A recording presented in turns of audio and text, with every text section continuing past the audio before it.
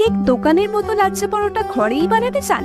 তাহলে আজকের পুরো ভিডিওটাতে থাকবে ছোট ছোট এরকম টিপস এন্ড ট্রিক্স ঘরে পারফেক্ট লাচ্ছা পরোটা বানানো। প্রথমে একটি পাত্রে পরিমাণ মতো ময়দা নিয়েছি, আর এতে সামান্য নুন, চিনি আর সাদা তেল দিয়ে ভালো করে ময়দাটাকে ময়ান দিয়ে নিয়েছি। এরপর ময়দাটাকে জলের পরিবর্তে সামান্য উষ্ণ গরম দুধ দিয়ে মাখিয়েছি।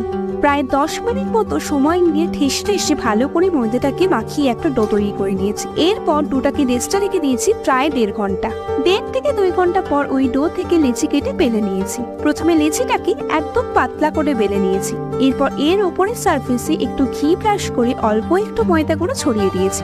এরপর এই রুটিটার একটা সাইড হালকা করে টেনে ধরে পেঁচিয়ে পেঁচিয়ে ঠিক এইভাবে ঘুরিয়ে আবার একটা লেচি বানিয়ে নিয়েছি। আর এরপর এই লেচিটাকে বেলে নিয়েছি। প্রথমে শুকনো চাটুতে হালকা সেঁকে নিয়েছি, আর তারপরে তেলে ভেজে নিয়েছি। এইভাবে বানালে স্বাদ যেমন দোকানের মতো হয়, তেমনি দেখতে আর টেক্সচারও একদম দোকানের মতোই হয়। এখন সাবস্ক্রাইব ফর মোর।